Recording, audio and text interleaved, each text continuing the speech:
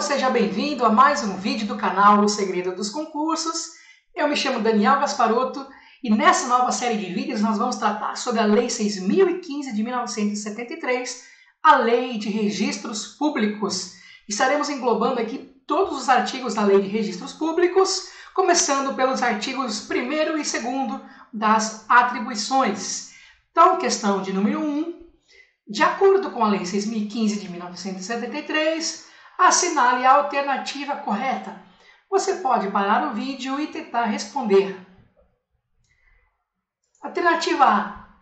Os serviços concernentes aos registros públicos são estabelecidos pela legislação civil para a autenticidade, segurança e eficiência dos fatos jurídicos. Questão errada.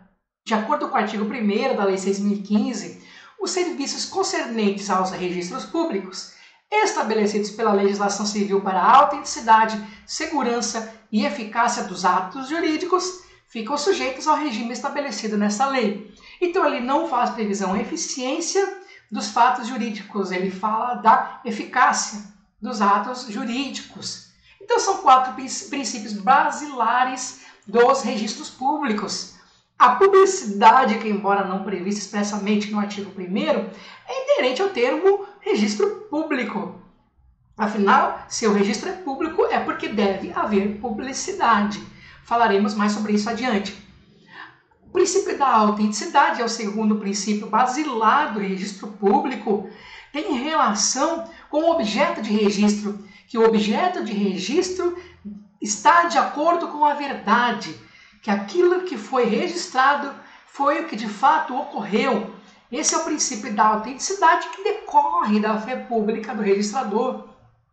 O terceiro princípio fundamental é o princípio da segurança, pois deve-se pressupor de que as partes estão seguras, os usuários estão seguros mediante o ato de registro, de que o ato de registro obedeceu ao procedimento legal, foram atendidas as normas legais para sua realização. O quarto princípio é o princípio da eficácia. O que é eficácia? A eficácia é a aptidão de produção de efeitos. São os 4 princípios fundamentais aí dos registros públicos.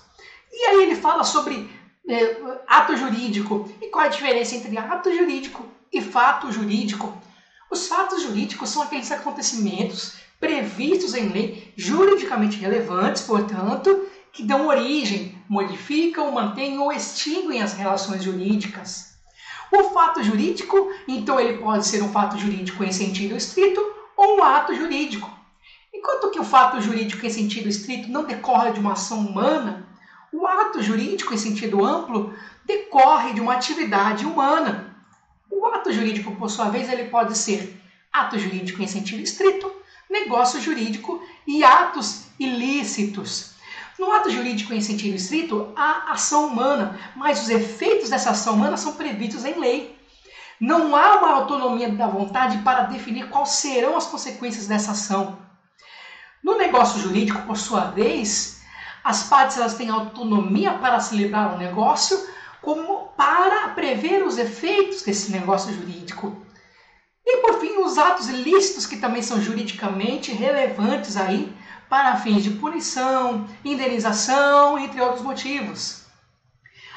Existe também uma modalidade de ato jurídico, que é o fato jurídico, que não vamos abordar aqui, pois não é o objetivo desse vídeo. Alternativa B. Os registros públicos regulados pela Lei 6.015 de 1973 são Registro Civil de Pessoas Naturais, Registro Civil de Pessoas Jurídicas, Registro de Títulos e Documentos, Registro de Distribuição e Registro de Imóveis. Está errado. De acordo com o artigo 1º, parágrafo 1º, os registros referidos nesse artigo são os seguintes: Registro Civil de Pessoas Naturais, Registro Civil de Pessoas Jurídicas, Registro de Títulos e Documentos, Registro de Imóveis e os demais registros reger-se-ão por leis próprias. Não está prevendo registro de distribuição. Lembrando que a 8935 faz menção ao registro de distribuição, mas a Lei 6.015 não. Alternativa C. Os registros poderão ser escriturados, publicitados e conservados em meio eletrônico. não estando adstritos aos padrões tecnológicos estabelecidos em regulamento. Pelo contrário, conforme artigo 1º, parágrafo 3º, os registros poderão ser escriturados, publicitados e conservados em meio eletrônico, obedecidos os padrões tecnológicos estabelecidos em regulamento. Esse parágrafo foi incluído pela Lei 13.874 de 2019, bastante recente. Alternativa D. Os registros indicados na lei ficam a cargo de serventuários privativos nomeados de acordo com o estabelecido na Lei de Organização Administrativa e Judiciária do Distrito Federal e dos Territórios e nas resoluções sobre a divisão e organização judiciária dos Estados. É o que prevê o artigo 2º, exatamente isso, o artigo 2º da Lei de Registros Públicos.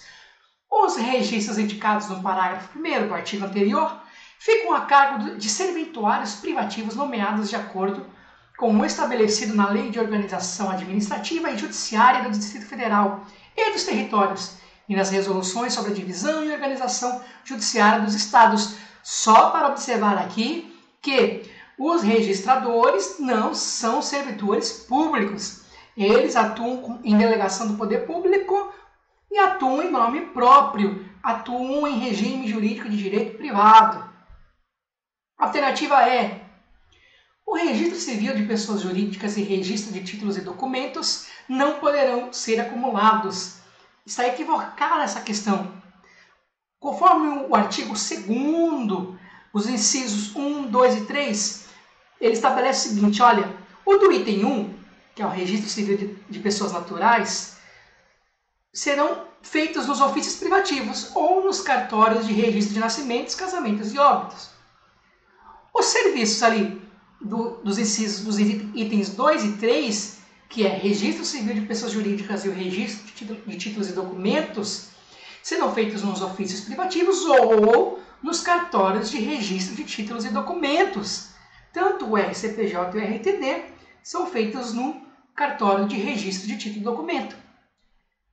Por fim, os do item 4, que é o registro de imóveis, serão feitos nos ofícios privativos ou nos cartórios de registro de imóveis.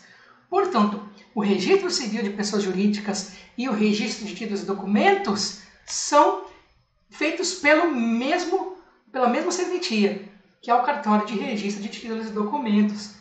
Portanto, aqui na nossa questão correta é a alternativa D.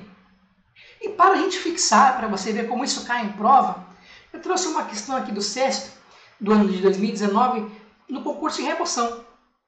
De acordo com a Lei de Registros Públicos, é viável que, alternativa A, o registro civil de pessoas naturais seja efetuado em cartórios de registro de títulos e documentos? Não. Alternativa B, o registro civil de pessoas jurídicas seja efetuado em cartórios de registro de títulos e documentos? Perfeito, de acordo com a Lei de Registros Públicos, o registro civil de pessoas jurídicas será efetuado em cartório de registro de títulos e documentos. Alternativa correta, alternativa B. E eles repetiram praticamente a mesma questão no concurso de provimento, no mesmo ano. Considerando o disposto na Lei nº 6.015, e levando em conta que não existe lei estadual específica em sentido diverso, assinale a opção correta. Alternativa A. O registro civil de pessoas jurídicas deve ser realizado nos ofícios privativos ou nos cartórios de registro de títulos e documentos. Perfeito, a alternativa A está correta, é o que acabamos de falar aqui. Já pode ignorar as demais questões, as demais assertivas. A alternativa A está correta. Então vimos aqui os artigos 1º e 2º. Bons estudos e até a próxima!